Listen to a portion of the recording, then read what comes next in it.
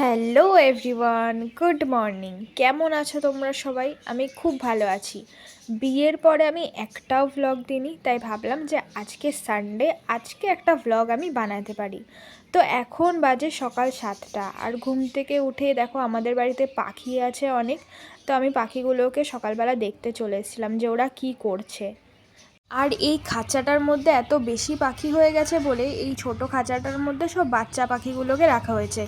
আর দেখো এই পিঙ্ক খাঁচাটার মধ্যে লাভ বার্ডস রয়েছে, কিন্তু ওরা যখনই দেখে যে কেউ ওদেরকে দেখতে আসছে তখনই ওরা ওদের ঘরের মধ্যে লুকিয়ে পড়ে। তারপরে আমি পাখিগুলোকে খেতে দিয়ে চলে এসেছিলাম রান্নাঘরে সোজা চা বানাতে, কারণ আজকে সানডে, আজকে সকালে উঠে আমার রান্না নেই। তাই ধীরে সুস্থে চা ঠা বানিয়ে তারপরে আমরা যাব বাজারে, কারণ আমরা এক সপ্তাহের বাজার এই স্যাটারডে সানডেতেই করে রাখি, কারণ রোজ রোজ আমাদের পক্ষে বাজারে যাওয়া সম্ভব হয় না। তাই আমরা স্যাটারডে সানডে বাজারে যাই আর এক সপ্তাহের বাজারটা করে নিয়ে আসি। তো চলো চাটা আগে খেয়ে নিই। চা টা খেয়ে আমরা বেরিয়ে গেছিলাম, আর বেরোনোর পরে আমার লাগছিল ঠান্ডা, কারণ কালকে রাতে হয়েছিল বৃষ্টি আর এখানে ওয়েদার এমনি ঠান্ডা। আর যেহেতু বৃষ্টি হয়েছে আরও বেশি ঠান্ডা লাগছিল আজকে আমার। কিন্তু কি করা যাবে, আবার বেরিয়ে গেছি, আবার ঘরে যাব, আবার সোয়েটার আনবো, তার থেকে ভালো চলো এমনি চলে যাই। আর রাস্তায় যেতে যেতে দেখলাম যে এই টেম্পলটা এখন খুলে দিয়েছে, তো আমরা ভাবলাম যে ঠিক আছে বাজারে যাওয়ার আগে তাহলে আমরা একটু ঠাকুরের দর্শন করে তারপরে বাজারে যাব। এরপর মন্দির থেকে বেরিয়ে আমাদের পেয়ে গেছিলো হেভি খিদে।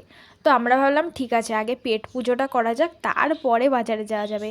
তারপরে পেট পুজো করে আমরা আর কোথাও দাঁড়াইনি, ডাইরেক্ট একবারে বাজারে এসেছিলাম।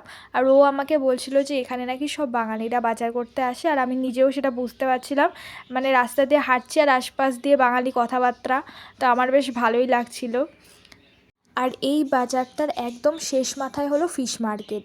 আর আমরা ফিশ মার্কেটে গিয়ে খুঁজছিলাম যাতে জ্যান্ত মাছ পাই, কিন্তু আর কোথাও খুঁজে পেলাম না, লাস্টে এরকম মাছই নিতে হলো। তো সব বাজার করে এখন ফিরছি বাড়িতে।